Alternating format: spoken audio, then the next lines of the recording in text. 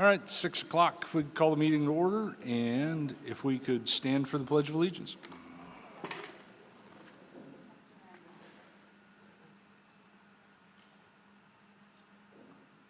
I pledge allegiance to the flag of the United States of America and to the republic for which it stands, one nation, under God, indivisible, with liberty and justice for all.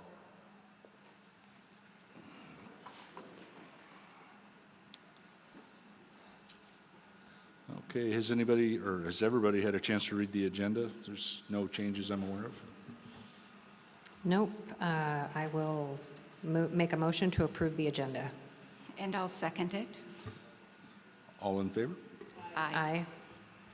Okay, we have an agenda. And item number 3, Superintendent's Report. Mr. Jesse.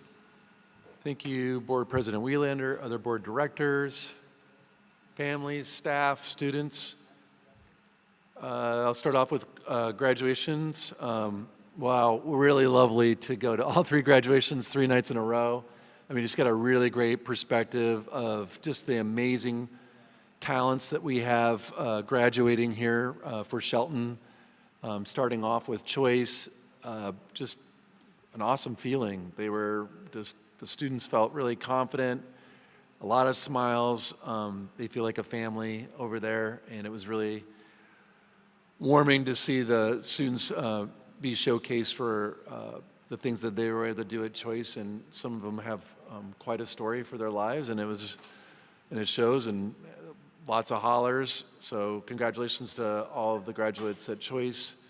Cedar, smaller graduating class than usual. We usually have around 25 students. This year we have a really small cohort of 13 students, but lots of unique experiences for each of the students. That was actually showcased at that graduation. They went into detail about all their experiences. It's a project-based learning school, so it's based in the community. And so that's one of the things that's really unique for Cedar. And so really excited to see the graduates at Cedar High School. And then Shelton High School had theirs this last Saturday at St. Martin's. And I don't know, sometimes I feel like there's 1,000 graduates, but there was, again, about 350 graduates, lots of kids going off to really amazing schools, and I believe a record, or at least in the near history, a record number of scholarships being provided for the graduates for Shelton High School. So just a ton of celebrations for the families and the community members that were there. We were able to showcase our new video that we have around the high climber, so I was really excited to see that and have that kicked off, as well as some new traditions, some modernizations for our students and our families. They give so much, and it was really nice to celebrate with them. I feel honored. Switching gears, I've been meeting recently with our 2 tribal nations, Skokomish and Squaxin Island, really furthering our partnerships with them. We have some really great plans next year. We're getting into sharing our resources. They have their own ways of supporting Native youth, and we do too, obviously. And so we were thinking about how we're going to case manage and help support specifically students throughout their school day and week and through the school year. So it's really about how are we partnering up, getting the right supports and wraparound services, tutoring, et cetera, for our youth, having them feel really connected to, obviously, their school, but also their culture. And that's really one of the key things that we're really trying to drive home, both, again, with both of our partners, both tribal nations. Freshman Academy is one of the things we added this year. So at Shelton High School, we have an academy system. We added this freshman academy, so as you can probably imagine, it's just freshmen. And it was something that we are basing on a model out of Nashville, Tennessee. It's been in the works, and it was really cool to see their students being able to try on some of their own new skills. And those skills are, how do you start to navigate and get up on time and make my planner, get my homework done? How do I advocate for myself? What do I do when there's some social conflict, whether online or with my friends, or I run into somebody who's vaping and I don't want to vape? In addition to, all right, my high school and beyond plan. How am I going to navigate high school? What are the courses I'm going to take? And where do I want to go for a career? So the Freshman Academy went really well. totally an exciting experience for them. And the staff are so excited about it. They've already replanned for next year, and they already have they're literally like, how are each week going to look for the students that come to SHS next year. So I just excited to see all that work done, and kudos to the students for completing the freshman year and also the staff for planning it. Today, this afternoon, actually, I was right here in this gym. Mountain View had their Reading Counts Challenge celebration. All the students are sitting right here in front of us. There's almost 600 kids that go to Mountain View. Lots of kids getting recognized for not only the number of books they read, but also just reading improvement. So that was really nice to watch them celebrate with the staff and all the things that are going on around our work on literacy. And my last note, speaking of literacy, we are organizing book rooms for all 3 elementaries and the middle school. As if the 500 or 600 books was not enough in each of our classrooms at those grade levels, we're filling whole rooms full of other books, because when we go into certain genres or units for a month, certain select titles are a better fit for our students, and so we need to draw off of more books than is available right inside the individual classroom, because all the books are organized by genre again, and again, not all of them are a fit. So really exciting for that, and coming to an exciting close for this school year. So with that, I'll hand it back over to you, Board President Wielander. Very good.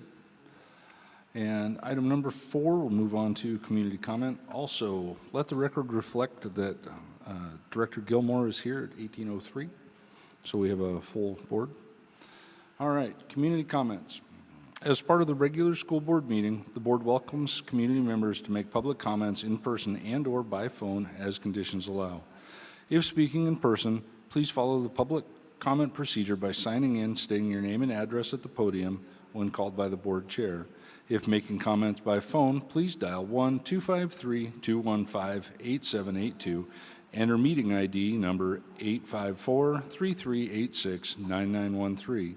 Each person is allowed 3 minutes to speak in accordance with the Open Public Meeting Act. The board is not allowed to discuss items that are not on the agenda. The board will direct superintendent to follow up with any items that arise during public comment as appropriate.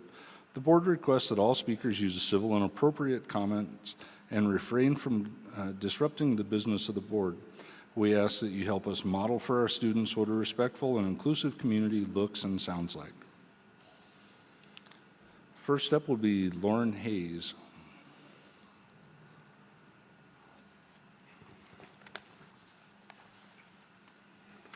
Good evening. I'm Lauren Hayes. My address is 1816 Lennox Court Northwest, Olympia, Washington. Good evening, School Board and Superintendent Jesse. I wanted to come this evening to thank the district for supporting our elementary music adoption. We have spent the better part of this school year developing a scoring rubric, researching curricula, and deep diving into the proposed curricula with anti-bias tools. We believe the choices we made are aligned with the scoring tools and will be the best curricula for our students. Again, we appreciate and are so thankful for the time and resources that the district has given for this adoption. Thank you. Thank you. Kelsey Barnes.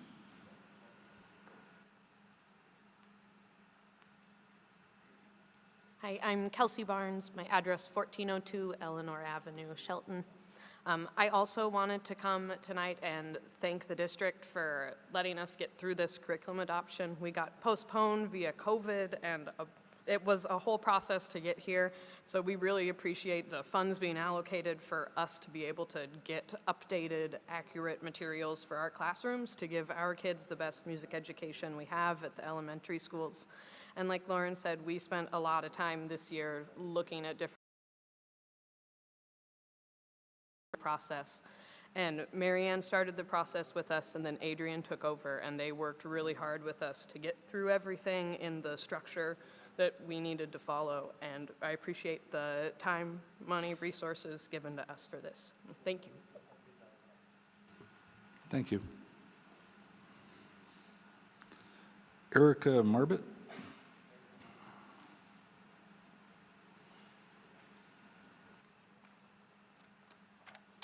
Hi, Erica Marbette, 3330 Southeast Lynch Road, Mason County, Shelton.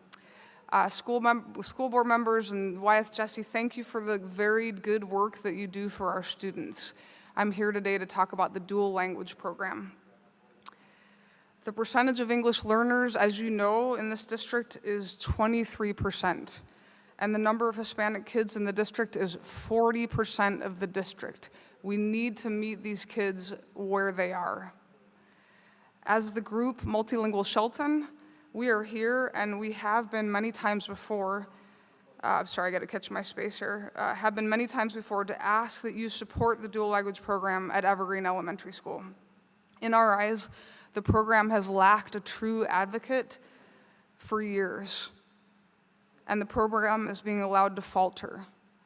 The pressures that cause the program to falter include insufficient English language development for English learners, the loss of 5th grade in dual language, which we lost when they transferred to Olympic Middle School, the dismissal of principals at Evergreen who were experienced in dual language and who spoke Spanish, the hiring in series of principals who are not experienced in dual language and do not speak Spanish, the neighborhood schools model, which has decreased the capacity of the dual language program to serve English learners and other students, the introduction of English-only classes to Evergreen, which further decreased the capacity of the dual language program, minimal outreach by the district to all families, English-speaking and Spanish-speaking, or any language-speaking, about the dual language program, an exodus of quality dual language teachers from the program over many years,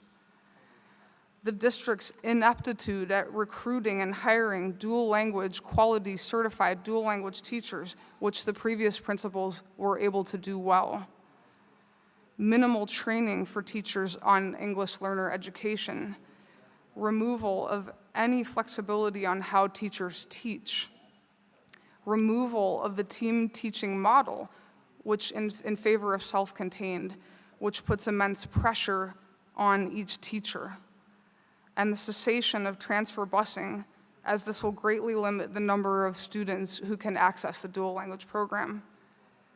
And now, to add to these pressures and failures, it has come to our attention that the working environment at Evergreen has become very, very negative, and the morale of teachers and staff is very low. Some staff have resigned, and we are afraid that others will resign. This is destabilizing to the program. We are here to demand that the district hold on to this program and improve it.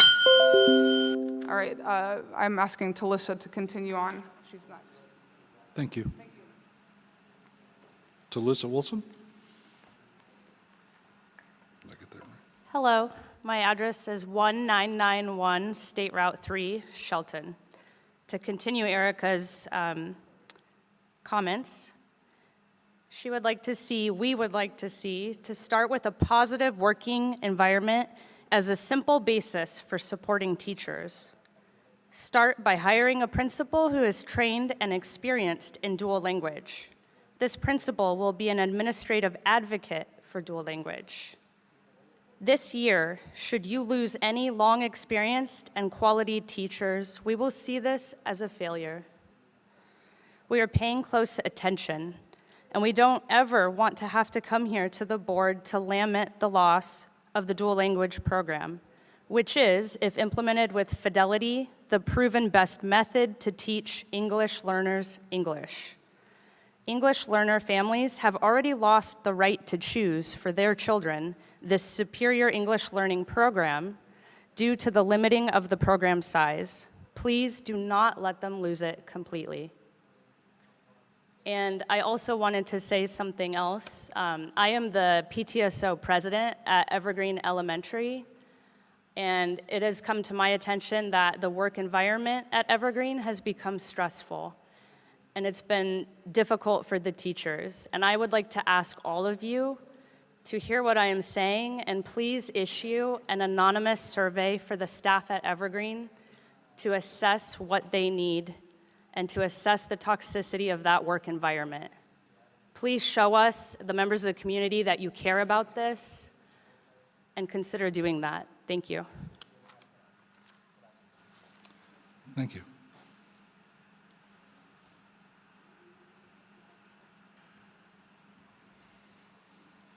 Marilyn Aaron?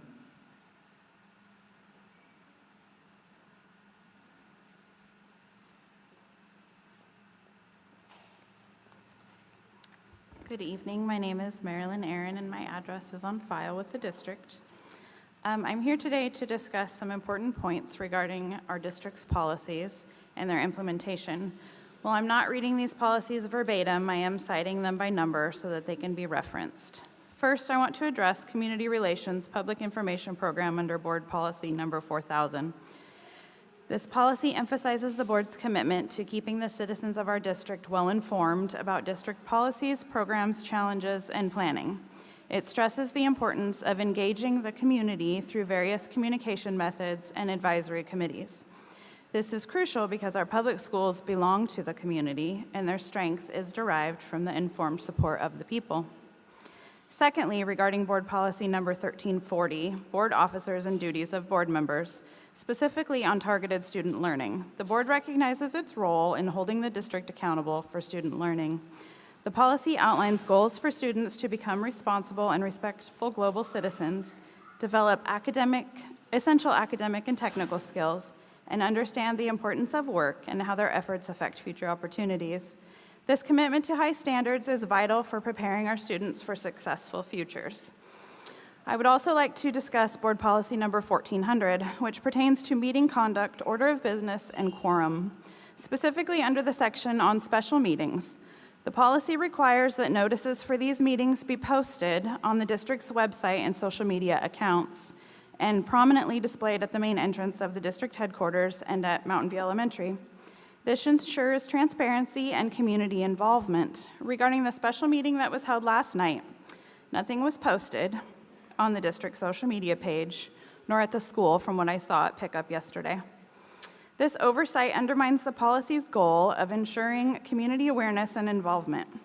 And then lastly, I am concerned that Administrative Procedures Policy Number 4220P, which outlines the Advisory Committee Formation Protocol, has not been fully adhered to, particularly regarding the solicitation for curriculum content committee memberships. The policy mandates that publicity efforts must include newsletters, newspapers, radio, and direct mail to specific audiences. Based on my observations, these minimum requirements were not met last year and this year for the curriculum content committees. I urge the board to review these policies to ensure compliance and to foster better communication, accountability, and community involvement. I also strongly encourage the community to review these policies so that we can all be informed and involved. Excuse me, what was the last policy number? Administrative Procedures Policy Number 4220P. 4220? Yeah, I can send this to you via email if you'd like, if that'd be helpful. Okay. Thank you. Thank you. Amanda Strand?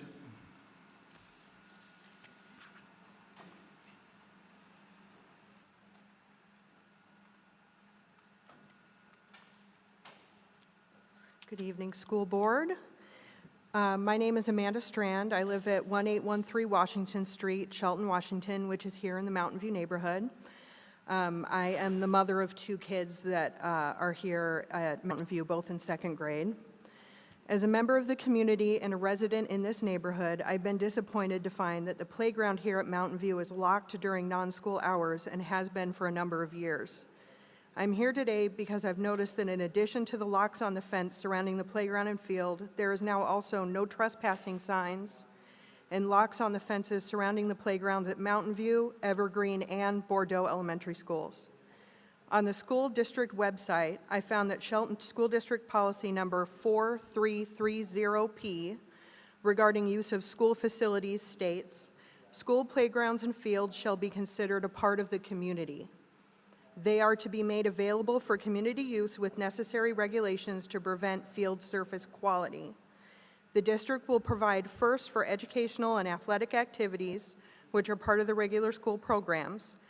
To the extent funds, space, and time are available, playgrounds and fields may be used for the community for education, cultural, social, and recreational activities. The superintendent has the responsibility to regulate school and community usage of fields to achieve the educational program objectives and to satisfy community use requirements and to assure maintenance of field surface quality. The playgrounds and fields may be closed when necessary to prevent the quality of the fields. I agree that the school playground should be considered a part of the community, especially in a community like ours where we have very few neighborhood or city parks and many low-income families in the neighborhoods surrounding our elementary schools. No trespassing signs and padlocks do not set a welcoming tone for the children in our community. I am simply here to ask why our playgrounds are locked and when we might expect the locks and signs to be removed. That's all. Thank you. Thank you.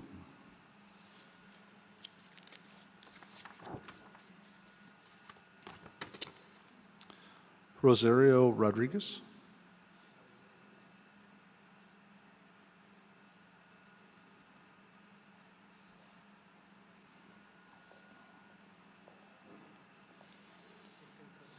Sí.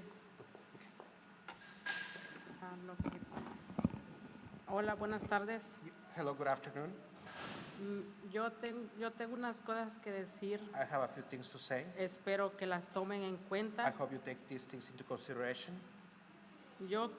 Mi primera pregunta My es, first question is, ¿por qué ustedes nunca lo han dicho? why you haven't said anything?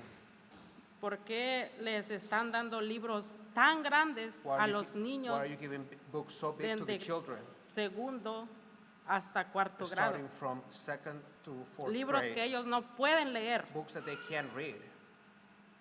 Y aparte de eso, In ustedes addition, les están exigiendo a los you maestros are que no forcing hablen, que no digan the nada. teachers to don't say anything, to don't make any notions of this. No es justo. It's not fair.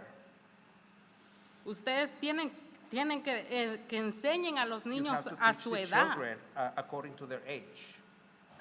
Aparte también, In addition, ustedes le están poniendo trabas a los maestros You are, para que renuncien a los maestros que hablen.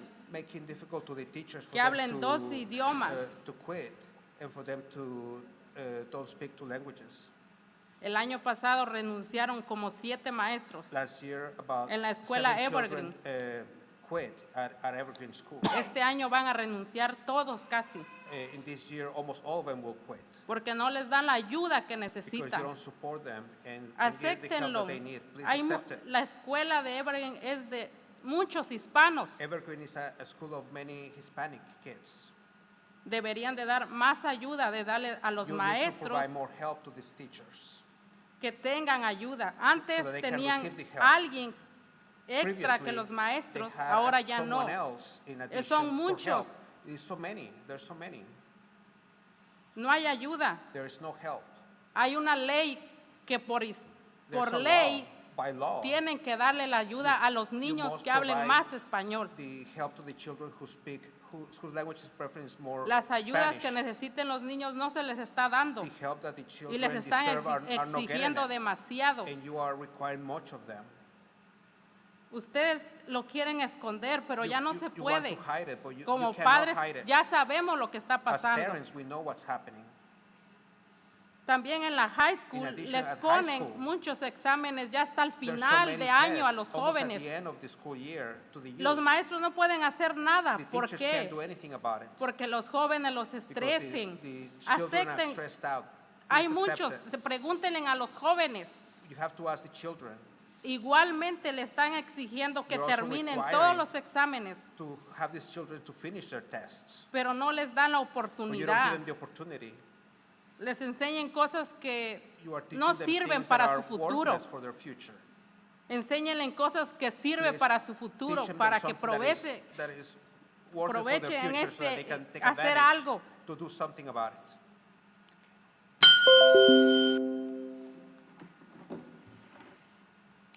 Thank you. Ellen Handyside?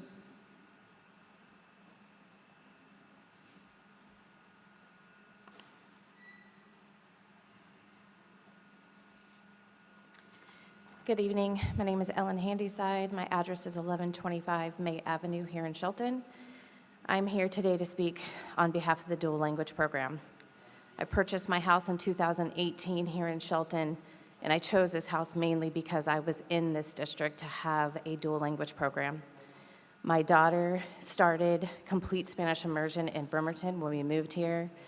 This Spanish program, the dual language program, looks so much different today. I'm working on my third kid coming through Evergreen, one at OMS, and I can tell you that my 11-year-old son left the Evergreen school knowing minimal Spanish. It's a failed program, and it has failed for English-speaking children and non-English-speaking children. My daughter, the experience she had there is not the experience that my 2 second graders have there today. The segregation between our classrooms and our children is evident in our community more than ever. These are our neighbors, we're friends, we're family, and I'm here to tell you that this program is essential. You want to see my daughter and what this program did to support her when it was in its prime? She's at the library every Thursday reading to children as a reading buddy in both English and Spanish. She's up at the Bayshore Preserve walking almost every Saturday with me, reading to children in English and Spanish what's on the trail. It's essential to our well-being in this community to show our children from a very early age what it means to have community and what it means to embrace each other. I remember walking through the halls in the early days of Evergreen and loving the fact that on Mondays, Wednesdays, and Fridays, they only spoke Spanish, and on the other days, they chose English or another language to show the children how exciting it was to share in other cultures, and that just doesn't exist today, and I'm sad for that. And I just wanted to take this opportunity to support my friends, my family, my kids' friends, to say that this program could thrive again, and we need to be in there supporting them 100% and making sure that community members like me and my friends here today, that we show unity, that we're here to support each other and to support our children and to support our children's teachers and the work that they do. Honestly, my granddaughter's teacher handed me a form and said, please come grab an office. And as of today, I'm the new secretary for PTSO. It's time. But I just wanted to say thank you and just know that we're here to support our friends, our family, and our district and make sure that no child is left behind the way it should be and that we are connecting in Shelton as one community, not a bunch of little ones. So thank you. Thank you. Angie Goodrick? Oh. I apologize. That's all right. They always get it wrong. Hi, my name is Angie Godinez. I am 325 Grandview Avenue here in Shelton. I am a helping parent for the Latino community. When I started the program, I started zero Latino families in the program, right? I work with children with special needs or any type of disabilities. It was an English-speaking person who was there before. No one wanted to react it. The second a Latino person walked in, they all came in flying through the door. That is why I transferred my children from Bordeaux to Evergreen for the duolingual. I'm myself a bilingual Spanish and English person. I want my children to have the same opportunities I have had myself. My 12-year-old went to Evergreen 2 years. She speaks, writes, and reads English. My 8-year-old and my 6-year-old lost that. They only speak English, they only read English, they only know English. So when I realized that my kids could not communicate with my father-in-law, my mother-in-law, and my family in Yakima, that slapped me on the face. And I feel like a really terrible Latino person because I did not enrich my children and my culture. That's the day I decided to transfer my kids from over there to here. They don't have a bus ride. They don't provide transportation. So I always go 30 minutes late to work to be able to drop off my kids at Evergreen. So you guys removing this program from Evergreen, it causes a lot of issues for the Latino community. We Latinos need to enrich our children with our Spanish languages. We cannot teach our children fully Spanish because we are hardly ever home with them. So that's where they go to learn, at school, right? I know there's lacking a lot of teachers, bilingual teachers there, so that'd be great help if we can provide that for them. Now my children in the year end, they talk a little bit more. They talk to my mom and they're like, hola, ¿cómo estás, grandma? But they using their Spanish now, and I feel so proud of that. I know it's part of my fault because I should have speak more Spanish with them at home. But you know, so it saddens me to take the program away because my 12-year-old took advantage of that program, and now my 2 little ones are struggling. So I'm here to advocate for that. Another side of that, my older got slapped across the face at the 5th grade. And I never heard from it until she told me 2 days later. They didn't do nothing about it. Days later, one of the duties threw her food away. I never heard about it. My kid got shown a pornographic video. I got a phone call. That was about it. They didn't do nothing to the kid. The kid went to school the next day. So the communication between the school and the parents, it should be better for next year, please. Someone else quit from Evergreen. We never heard about it until we asked about him. So yes, the communication is always key for the families and for the school district between us both. Thank you. Have a good day. Thank you. Mr. Squire, are there any more names on the, anybody else signing in late? Oh, okay. Ma'am, with your hand raised.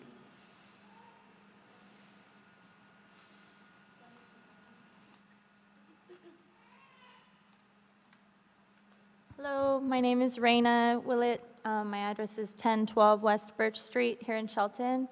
I have 2 kids, a 2nd grader and a kindergartner, that are both in the bilingual program at Evergreen. We moved to Shelton specifically for this opportunity. There's a million reasons why bilingual programs are important, specifically for the Spanish-speaking community.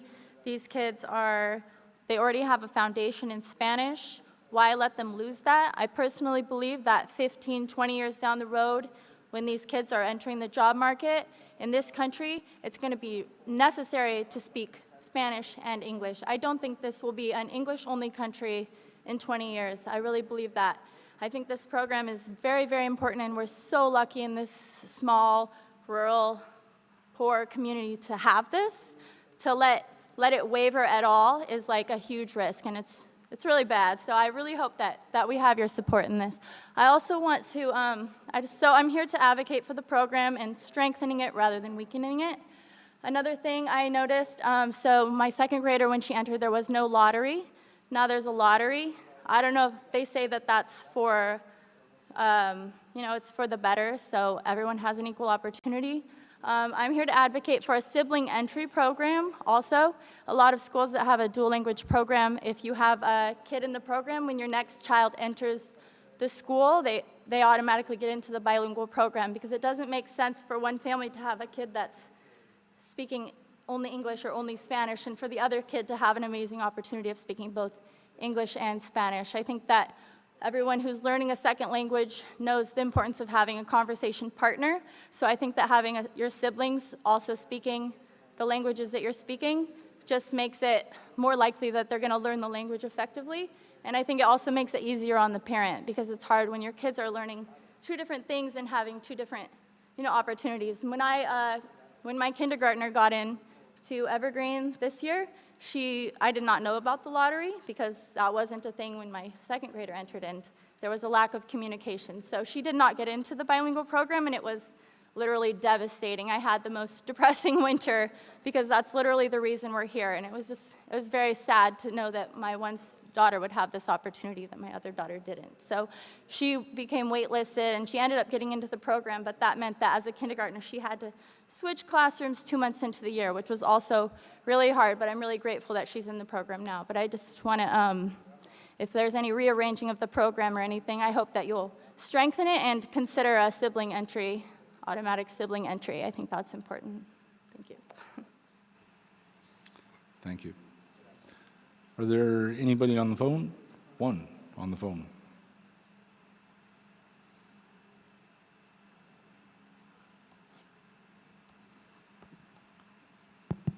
Phone number 6319. If you want to unmute your phone, it's your turn.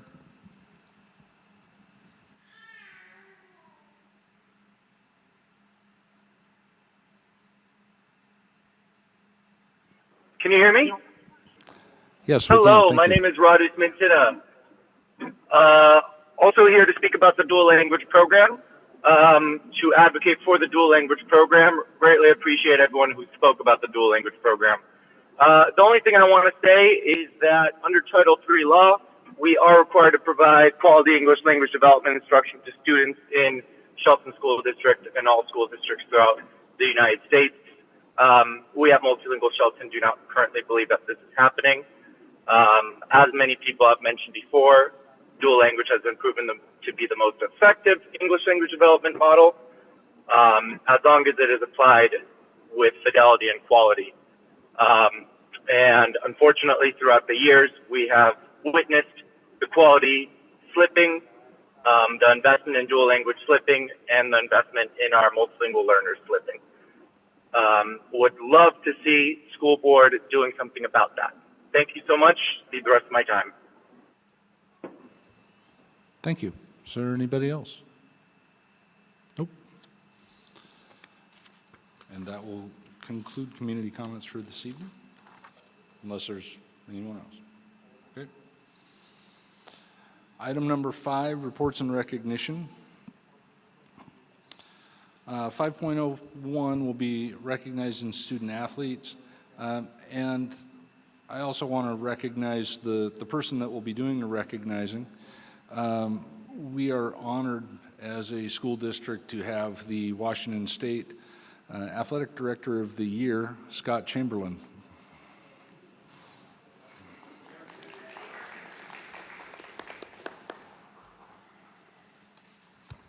Well, thank you, President Wielander. Those awards don't come because of things I do. It's because of what your groups around you do. So thank you to people in my previous districts and Shelton School District. I'm here to give my annual report. Gosh, I don't like microphones.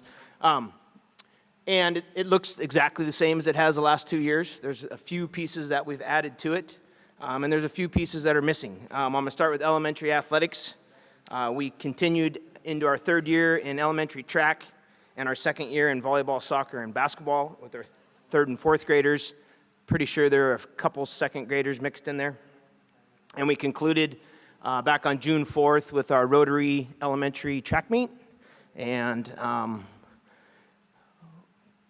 outside of a few young men and women running outside of lanes, possibly no lane at all, we did award a lot of ribbons to a lot of kids and got to recognize their efforts and their abilities. And so elementary participation numbers there, just because I haven't had the chance to gather those up. At OMS, our am I supposed to be doing this, Scott? Okay. All right. Four sports seasons at OMS. I'm really just here to report that our participation is down, and we'll look into why we think that is. But it started pretty strong that first year with 292, but now it's dwindling just a little. So we'll look and see why that might be. Oakland Bay Junior High, 5 sports seasons in the Tri-County League. Same result. Looks like our numbers are dwindling a little bit, and we'll look into see why that is. I think we have some answers. I'm just not ready to share any of those at this time. At Shelton High School, I'm going to actually skip. Can you skip one more for me, Scott? Since I'm talking participation, at Shelton High School, our 3 sports seasons, 2A Evergreen Conference, which is our final year as a 2A school in the 2A Evergreen Conference, but we will be a 3A in the new 2A, 3A Evergreen Conference next year. But you can see that our participation numbers have increased over the last 3 years by about 130 athletes. And so those are promising numbers, and we'll continue to see that increase, hopefully, and then also be able to maybe look at what's happening there and what we're doing at the high school that might help us at the junior high and the middle school to increase those participation numbers as well, if there is something there. All right, now go ahead and go back for me, Scott. When I came in this morning, or this afternoon, I put a commitment coin on each of your tables there. Since I've been here the last 3 years, working with our coaches, we have started to work on our core principles at Shelton High School and for the Shelton High Climbers, and even brought in Oakland Bay Junior High these past 2 years to help us with some of these things. But I wanted to share that we have a coin that our coaches have. It's just a reminder for them of why we do what we do and what the outcomes we want to have in athletics. Wins and losses is not our only outcomes. We're going to have some young men and women come up here, and we're going to show those great successes, but at the same point, that is not the only reason we offer athletics. And so on this coin, it has a little bit of history on the back with Hiram, and once a climber, always a climber. Got that from some of the locals around here. And then on the front, it just reminds us of what our core principles of who we are as Shelton. And you can see up here, sportsmanship, healthy, excellence, leadership, toughness, outdo, and noble. And at this point, what our next step to do is to start integrating this into our student athletes so that we can live this motto every day, either on the athletic field, in the classroom, or wherever that might be. Okay. Moving forward. If I could have the girls swimmers that are here, please come up here with their coaches, would be great. This was a tough time of year for athletics to come up here, as a lot of our successes are usually around our seniors, and well, they graduated Saturday, so they're busy. These two right here just don't have anything to do, I guess. Just kidding. Just kidding. So I bring the girls swim team up here. There were 4 of them. I'm going to get to their names here in just a second. Joining me up here right now is Maddie Allred and Kaylin Mutoli, and then Coach Schrum and Coach, what's your name again? Youngquist, there we go. But they, as a team this year, were the Evergreen 2A League champs, and they were also District 4 second place team. Good job, ladies. You can sit down now. I'm going to bring you back up later. Okay. As President Welander always asks about our GPAs, team GPAs, so I'm not going to read through these, but you can see that this year, the Distinguished Team Award through the WIA Scholastic Awards, we had 13 teams earn that of a 3.0 to 3.49 GPA, and then we had 4 teams earn the Outstanding Team Award from 3.5 to 4.0 at the varsity level only. So wanted to share that with you.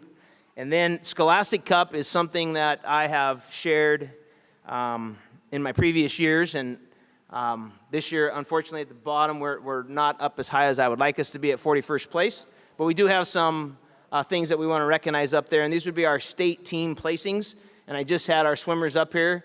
In the middle of that, our girls swim team tied for 6th place in state this year, but you can see our dance drill team was 5th in POM, 2nd in military.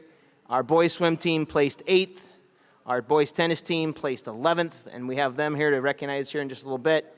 Our boys wrestling team placed 16th, and our girls wrestling team tied for 12th. So those are some of the team accomplishments at the state level for our athletic events at Shelton High School. And then the Scholastic at the bottom is 2 teams that earned placings out of the previous slide of, I think it was 18 teams that had earned GPAs. Our girls cross-country team placed 7th as a team, so they had the 7th highest GPA in the 2As. And then our girls wrestling team placed 5th. And so, and then unfortunately, the bottom one you just don't need to look at, but we had a few ejections, and so we got subtracted some points. So we will continue to work on that S in Shelton called sportsmanship. Okay? All right. Our state participants this year had a few. So in cross country, we had Alicia Carpenter, Carson Bursch, Lily Bennett. In bowling, we had Kaylin Robbins. Girls wrestling, we had Aurora Macy. And track, we had Lily Bennett. All those individuals went and represented Shelton High School at the state tournaments this fall, winter, and spring. State placers sorry, I'm on the wrong page. In the fall, in our girls swim team, so I'd have Maddie and Kaylin come back up here. They've been here a couple times now. Maddie placed 6th in the 50 free and 16th in the 100 free. Kaylin was 4th in the 200 free, and then unfortunately I left her off her 6th place for the 100 free in my original document that I sent in, but luckily she told us. And so we caught that and want to recognize the 2 of you for great individual performances. Good job. All right, you can go. And then you can see the other athletes that have participated. The two of them also participated on the 200 free relay team and the 400 free relay team that placed third and second at state as well. And then in girls wrestling, we had a 4th place finish by Adele Anderson and a 6th place by Angela Anderson. Moving into winter, in our boys swim team, Jaden is here, not for this purpose, but he could stand probably. You can come up if you want, Jaden. Jaden Lovingfoss placed 15th in the 50 free, 16th in the 100 free. He also was on the 7th place 200 medley relay team and in the 8th place 400 free relay team. Good job, Jaden. Who? Oh, I didn't see him. Where's Tawan at? Come on up here, guys.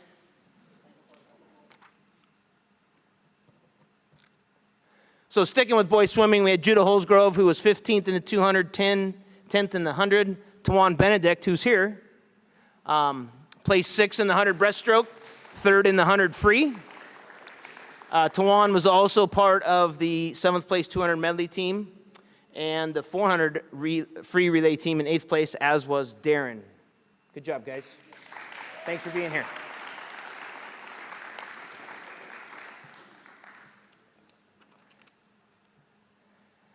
And then in boys track, Anthony Sancelli went to the state tournament at Mount Tahoma, placed 10th in the shot and 8th in the discus.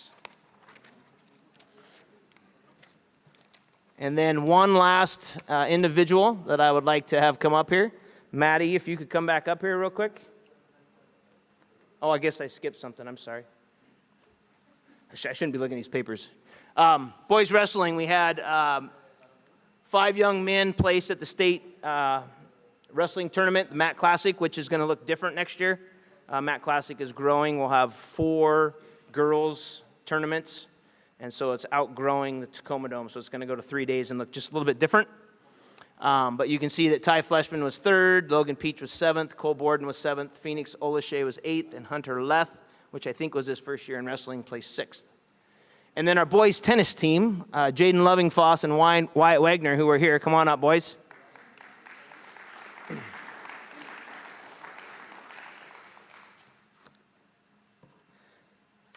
These 2 young men played their tennis season in the fall and then get to come back in the spring, Memorial Day weekend, and participate as a doubles team in the state tennis tournament at the University of Washington, Nordstrom Center. And they battled to get themselves to an 8th place finish. So congratulations, guys. Good job. And then if I could have Maddie come up here one more time. I know she's tired of all these accolades. But I've been an AD for 25 years, I believe it is. Maybe it's 24. And Smart Choices Scholarship has been something that the WIA and the Dairy Farmers of Washington have been putting out for all of those years. And I've never been involved with a student athlete that has received one of those. It takes a lot of work to actually receive that. Not only work in what you do as an athlete, as a person, as an academician, but also just the application process wasn't that simple, I don't think. Probably an Oh, okay. I knew she probably had to write an essay of some type. But anyways, Maddie, I got to go sit up at the WI Hall of Fame banquet where she was recognized and received her Smart Choices Scholarship in the amount of $5,000. So congratulations.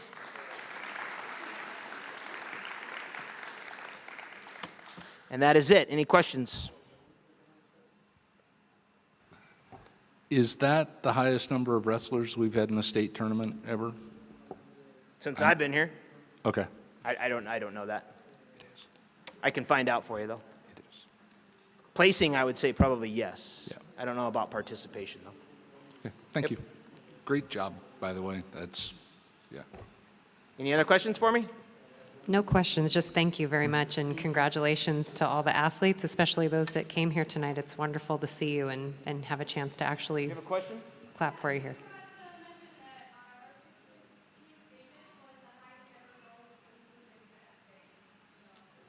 Our girls placed 6th at state, and the highest placing ever in program history. Thank you for reminding me of that. And there's a record board that I have to update too. I'll get right to that. Very good, thank you. Okay. On to item number 6, the consent agenda. Have all the board members had a chance to look at it? I motion to approve the consent agenda. I have a question about the agenda. Does that come after or come now? Yeah, it's item number 6. About, Did I miss something? no. Okay. No, I don't have a question here after all. Okay. Do we have a second? All right, I'll second the motion to approve the consent agenda. All in favor? Aye.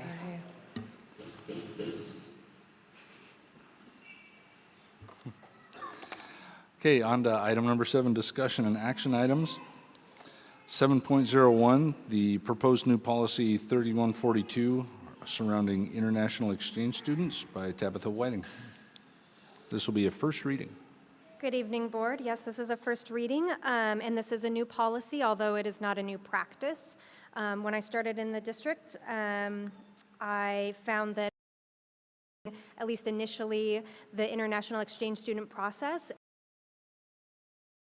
board policy and procedures and discovered that we did not have one. So as part of that process, we gathered the WASDA policy, compared to some other districts, had all of the leadership take a look at it, and is what we are presenting in front of you today, which is in alignment with our current practice. And obviously the benefits of the international exchange program is both for us and the international exchange students that get to experience our U.S. culture, and our students getting exposed to the culture that they are bringing and sharing with us. Do you guys have any questions for me about the policy or procedure?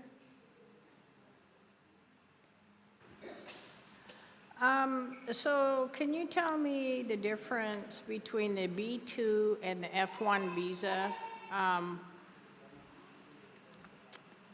So I understand the B2 visa is just a 6-month visiting, but why can't you accept the F1?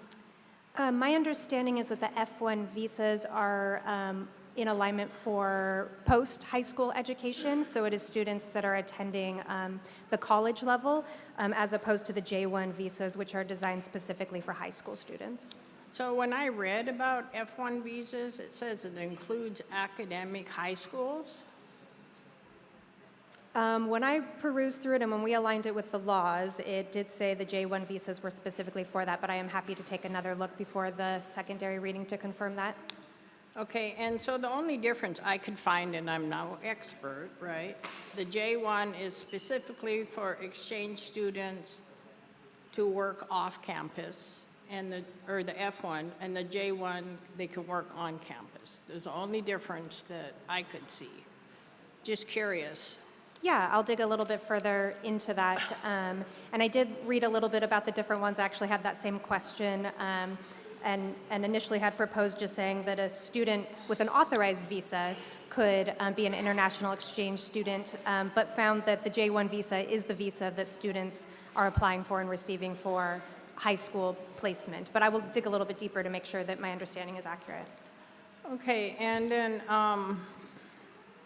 so they cannot earn a Washington State high school diploma, right? Correct. So they just come for the cultural experience, or? So it is applicable to earning credits for diplomas in their home country. So they are continuing their education here, and that transfers back when they go home, so they are graduating from whatever program they're attending in their home country. Okay, thank you. You're welcome. Any other questions? The only question I had would be, it looks good, I didn't find any problems with it, but is there just a tighter version of it in the WASDA model policies surrounding this, or? This is just a slightly modified version of the WASDA policy and procedures. So this is, that was where we took the initial draft and made a few minor changes to actually tighten the language up a little bit more than the WASDA policy had. Okay, thank you. I don't have any other questions. Anybody else? Yeah, it's first reading, so. Thank you. Okay, 7.02, proposed new policy number 2100, educational opportunities for parents in the military. Be first reading by Brenda Trogstad. Good evening. We have a brand-new policy tonight for the first reading, policy number 2100.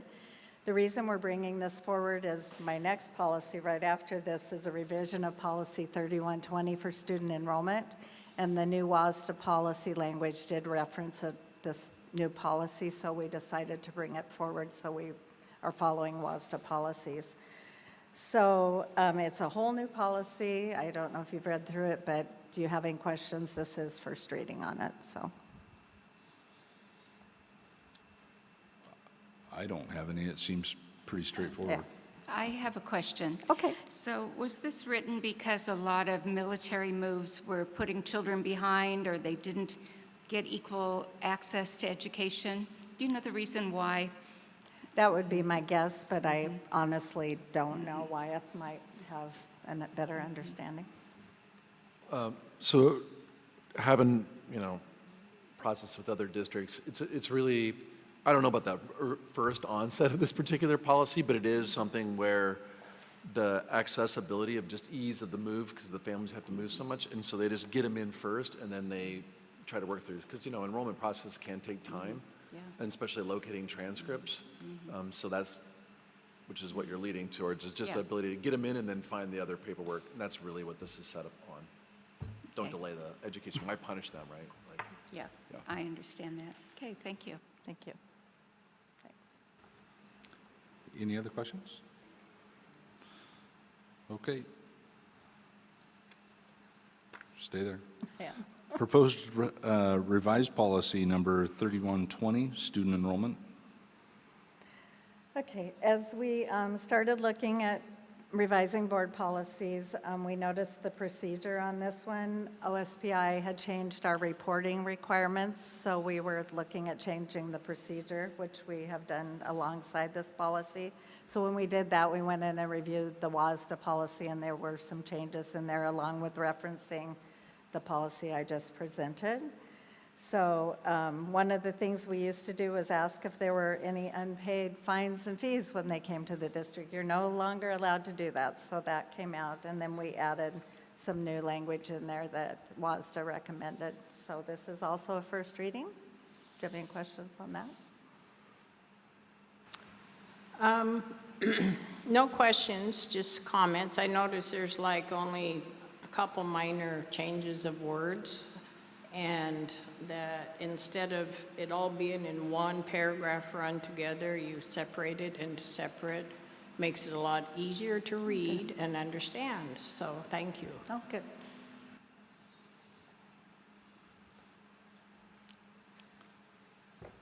Any other questions? Okay. All right. Thank you. 7.04. Proposed adoption of the music curriculum for grades K through 4. Adrian Minery.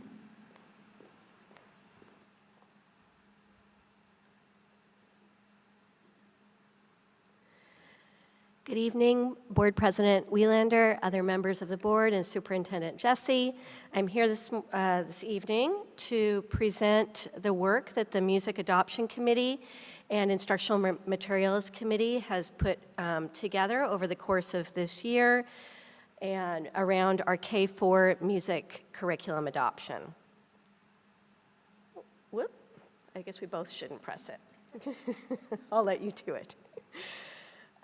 So on this side, what you'll see is an overview of the process and timeline. We began this work in the fall by reviewing best practices in music instruction. We created a request for proposals with criteria that the committee developed as a team. And then we sent that RFP out for proposals for different curricular options. In the next phase of the timeline, what you'll see is that we reviewed the materials first. We did an initial review with 2 tools. We did a review with our committee-developed criteria, and we also used the OSPI anti-bias tool, and I'll show you what that is on the next slide. Then our teachers were able to pilot the available curriculum in their classrooms to get firsthand experience with what implementation was like at those grade levels. In May, we opened up for community feedback, which I will share with you. And then we reviewed the teachers' experiences as well as the community feedback, and then went back over our criteria and did a final rating, and then brought those materials with documentation of the process to the IMC. The IMC thoroughly reviewed, had a great conversation, and voted and made the decision to recommend the curriculum to the school board. So on this slide, what you'll see is a summary of the findings from the OSPI anti-bias tool. And so you'll see a screenshot of it there on the right. Each team member, because we did want to really truly evaluate for bias, went and completed the rating for each one of these sections individually and separately, and then we came back and summed the totals from everybody. We found that actually we were very consistent across members, and you'll see that the 2 options that we had there, the Quaver Ed slightly edged out the music play, especially in the teacher guidance section. I will say we sent out RFPs, and we didn't get back as many options as we had hoped for. We thought we got back 2 really strong ones, but not as many companies publish music curriculum these days as one might expect.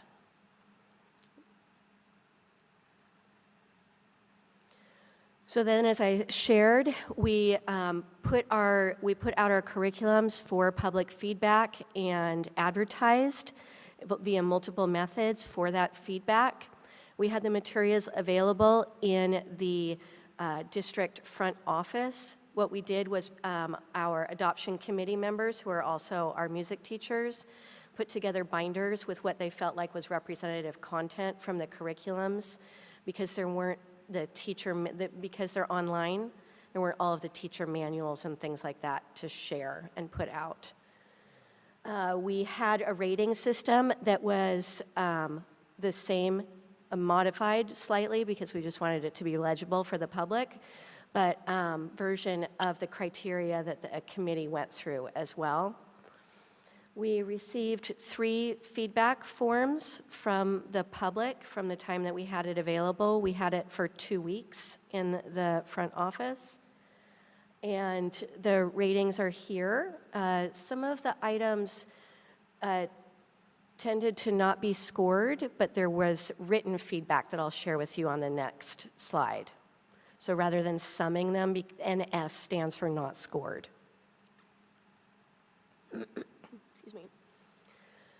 So we worked to summarize the content of the public feedback, and that you can see there for what it was, again, from those 3 that were submitted for both Quaver Ed and Music Play. And you can see some of the comments that some folks were not necessarily sure how to provide review without the background in education. And Quaver Ed, there was comments shared that more of the materials were publicly available on the music play.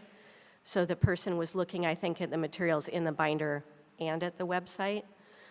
And both comments shared both about concerns and strengths regarding inclusivity with different aspects of what they saw. And all of the community comments shared that they thought that the materials met the standards. So you'll see here the committee, after this process, we went through to finalize our committee scores for the curriculum developed criteria that we came up with together. The column that says value is the total value that we assigned to that for a potential of 100 points. This is how we scored the music play curriculum for each section. The comments on the side are a summary of both the teacher-developed comments or committee-developed comments, because they completed both the anti-bias tool and then our committee-developed criteria following our adoption process.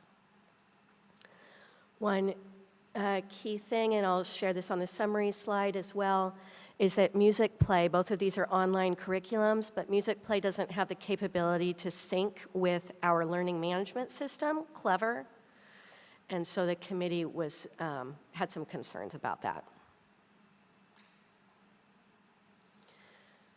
And here are the scoring for Quaver Ed.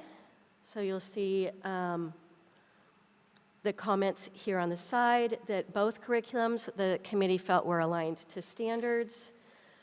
And a key plus there, we thought that this curriculum had more representation, and it did, again, sync with Clever, which is our internal learning management system.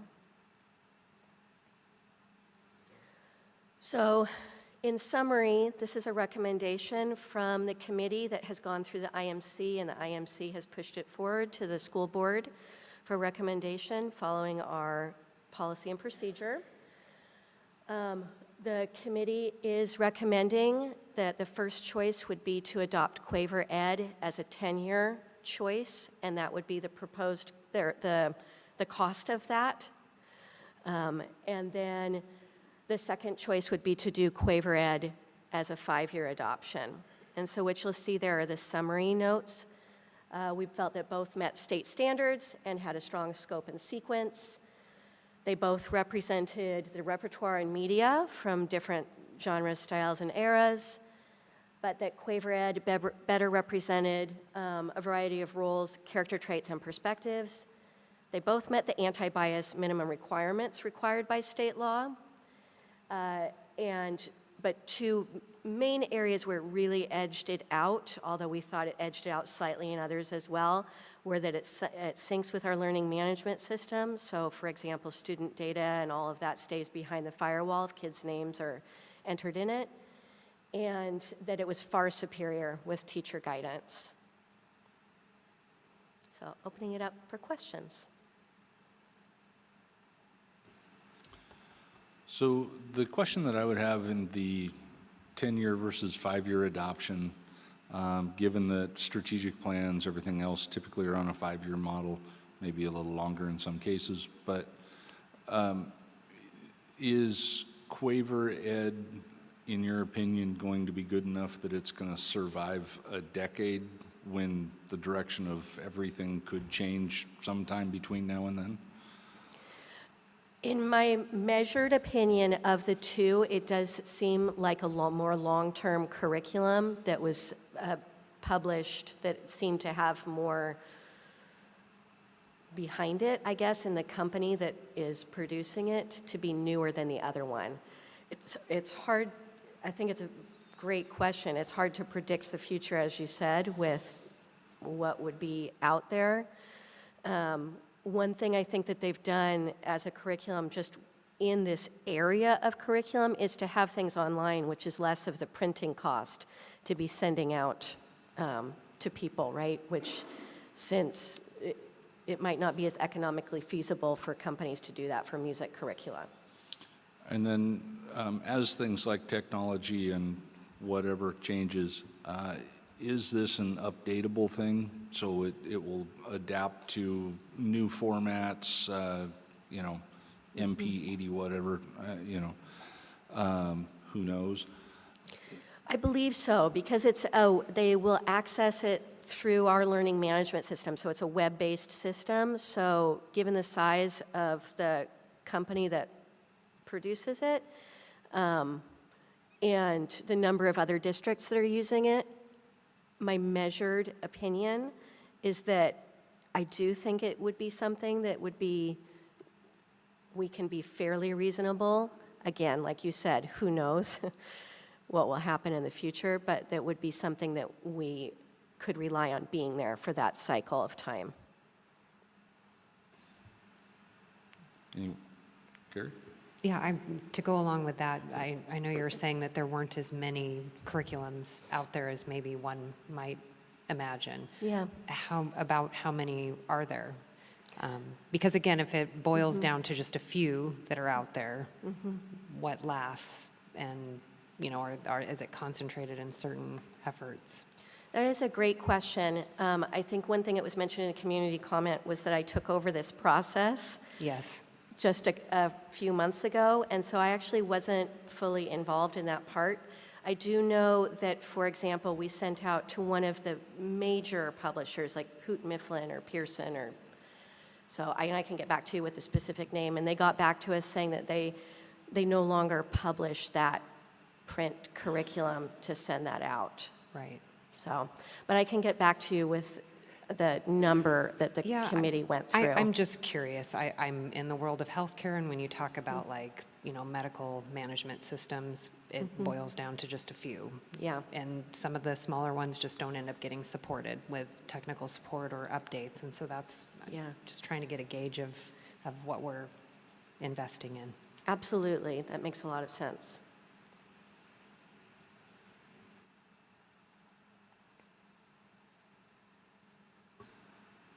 I guess the only thing that I would have to add is that it's web-based software in a world where my iPhone's only good for 3 years at a time.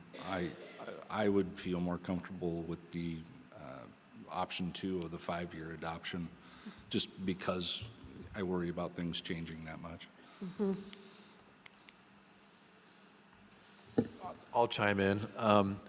My worry is a little bit different. My worry is adoption cycles do not happen that often. And so we have a lot of other curricular areas that we will have to adopt and run IMCs through. So my worry is a little bit about 5 years will pass, right? And you may be able to pick up something. I just would want to be on the record to say, after 5 years and we don't get to an adoption cycle for that, then we will have to go to something supplemental or temporary, which is fine, but it would just eventually get to another cycle because we just can't cycle through that many pieces of curriculum. So just a note, just a kind of operational note. Can we renew it after 5 years? We could, and we could run that pretty easily since it's already an adopted curriculum. We can just go ahead and go with the subscription. I have to think a little bit about what that process would be, just a little bit reading it, just to know that once it is adopted and then we were to go for another subscription, that would be fine as well. Okay. I mean, it's not, Shakespeare's been around forever and ever. This is web-based music, so. Yep. Sure. I think one of the things the committee talked about as well was just inflation. I'm sure that it will cost more in 5 years than it does now, but either way, those were kind of some of the factors that we were playing in with sharing that, these recommendations with you all. Well, in the thing that says recommend approval, I'm one opinion. Does anybody else want to make a motion, or how do we feel?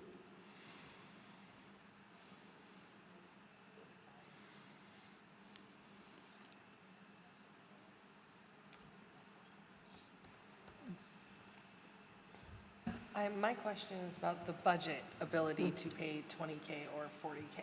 It was already set aside. These monies were already set aside, as well as the instruments, the new instruments for the high school, and then the older equipment goes down to the younger grade levels, at the mid-grade levels. So OBJH and OMS it kind of filters back down. So just letting you know that it's already been set aside for those purposes for this budget year.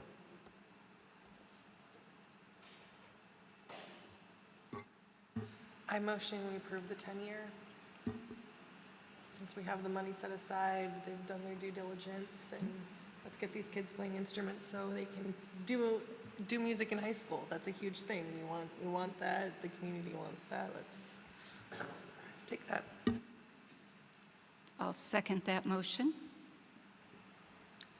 All in favor? Aye. Aye. All right, got a music curriculum. Okay, thank you.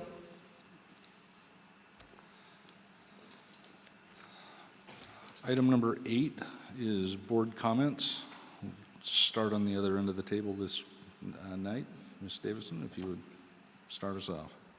Sure. I just want to thank everybody for coming in to join us for the meeting, even those that weren't able to stay till the end, but really appreciate all of the public comments that were made. I've taken a lot of notes on those, which allows us to have better conversations and ask better questions when we have our meetings.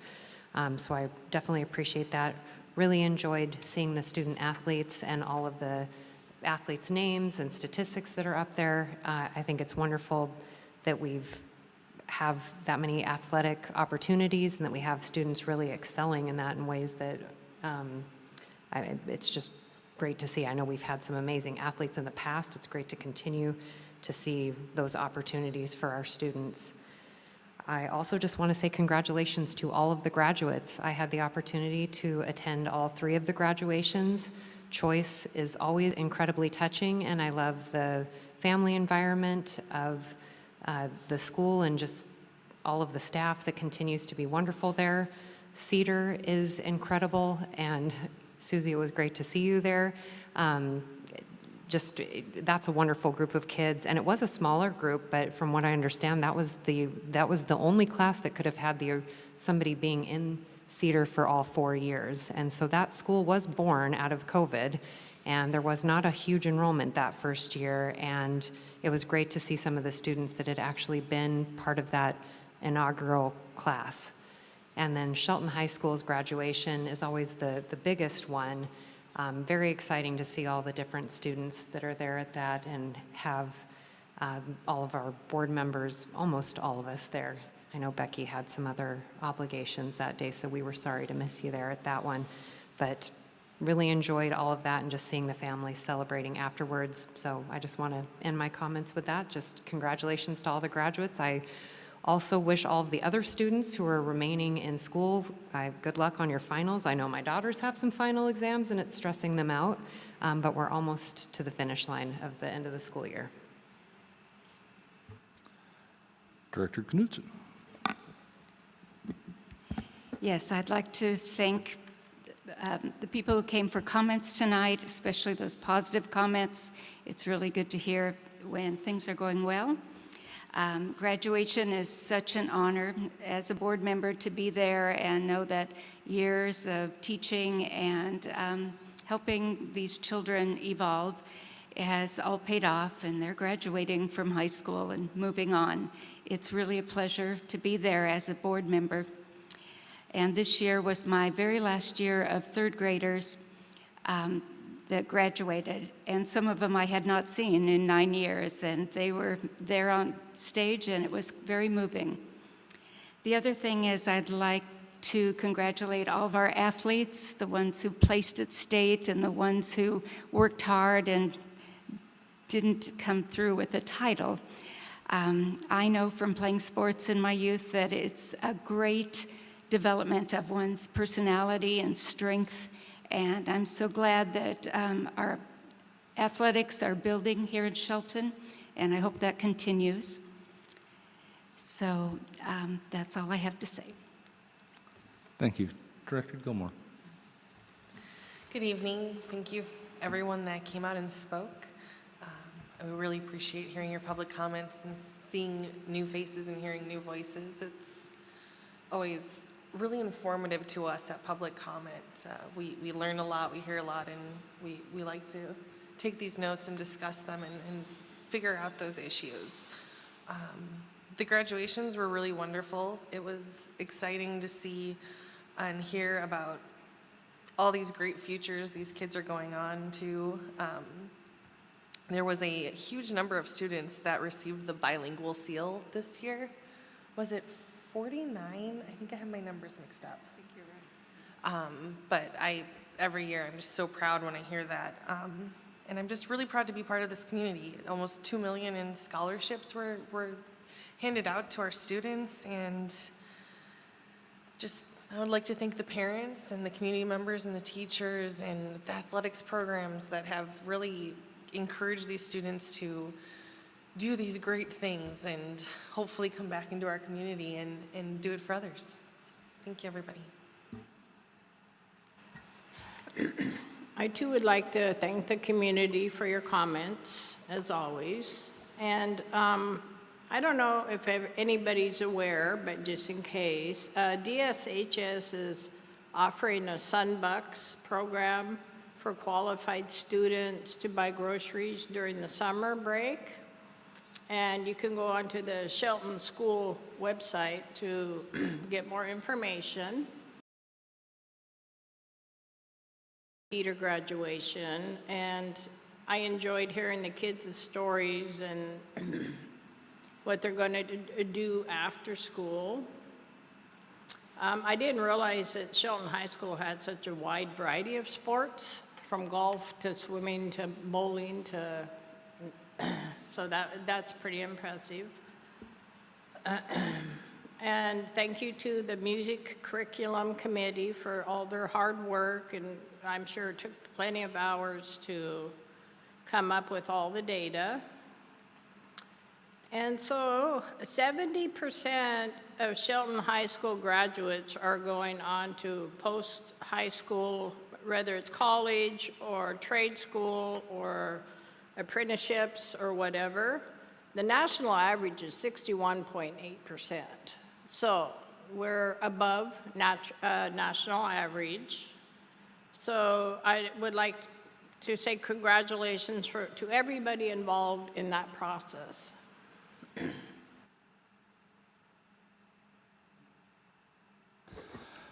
I actually don't have a whole lot to add tonight, other than thank you, Mr. Chamberlain. It was a trick question. That's the most number of people we've had in state tournament. Anyway, I want to say thank you to all of the teachers out there. We are achieving scholarships, athletic, things, and going out into the world and making it as far as nationals at a rate that I've never seen before. And it's teachers that are pushing these kids. So, thanks. Enjoy your summer, be safe, wear sunscreen, stay away from cold water, wear your seatbelt, drive safe, and we'll see you in a couple of weeks. We do have an exempt session that will probably be pretty short, and then we'll adjourn shortly after that.